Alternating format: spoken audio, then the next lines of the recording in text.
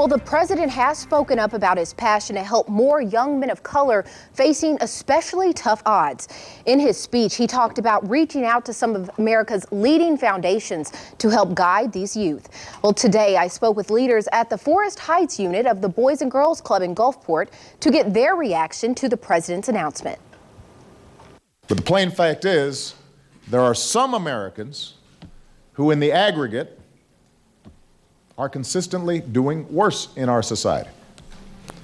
Groups that have had the odds stacked against them in unique ways that require unique solutions. The group President Obama is referring to is a demographic that happens to be struggling in cities all over America, even right here in South Mississippi. 25% of our population here at the club, 13 and up, is males that are African American.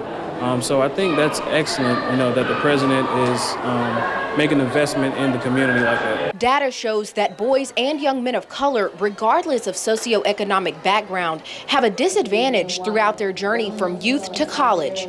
Boys and Girls Club representatives are happy the president is speaking out on a problem they have worked hard on solving over the years. The president's outcomes are very similar to the outcomes of the Boys and Girls Club.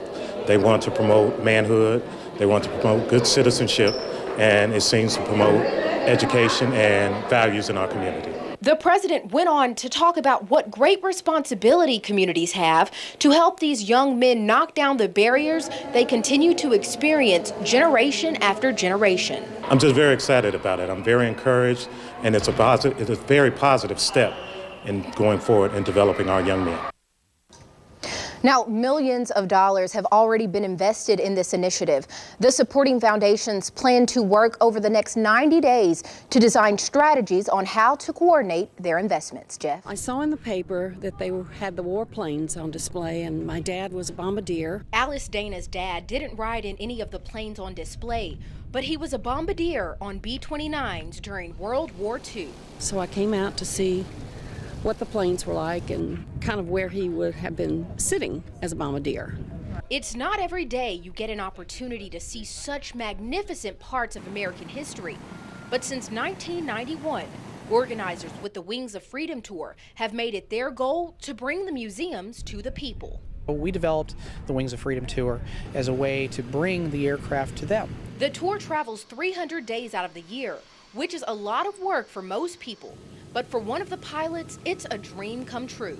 I love historic airplanes. That's all I've ever wanted to fly since I was a little kid. So, yeah, I got into this 12 years ago, and this was my shot at it, and I haven't looked back. It's just been a heck of an adventure. Visitors are allowed to ride in the planes for a $450 donation.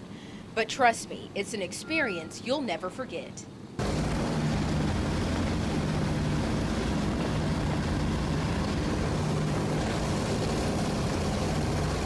In the beginning, it was mostly World War II veterans who came out to tour the aircrafts, but now tour organizers say they see people of all ages. When we, bring the aircraft in, we see generations of families coming out, grandfathers, fathers, sons, grandsons. For Keo, seeing the young faces is a sign that our nation's history will never be forgotten. In Gulfport, Caray Grace, WLOX News. Cook's Gun Shop is still open for business, but they are picking up the pieces of a violent break-in that left the store in shambles. Upon entering, you can see the whole door frame and doors were on the floor, and a lot of glass. And approaching the gun counter where the handguns are at, there was 3 countertops that were busted open. The thief got away with 9 handguns, but Michael Krill, who's the store manager, is surprised he didn't get away with a lot more. In the broad scheme of it all, I think 9 was a very low number. It could have been worse. The thief got into the building by ramming his truck into this pull-down door. Surveillance video shows he was only in the building for about 30 seconds. The heavily clothed man first attempted to break into a side door and even knocked down one of the gun shop's outdoor surveillance cameras. Store employee Jason Deere has always felt the store was very secure until now. We're obviously going to have to do a little bit more, and we're going to take those precautions and make things a little more secure. Cooks has already began repairing the main door, resetting their outdoor surveillance cameras, and have replacement countertops on the way. Deere says the break-in was a sad wake-up call. You hope that it doesn't happen, and when it does, it's obviously a tragedy. The thief may have gotten away with a few guns, but that's all he stole from this business. Caray, WLOX News.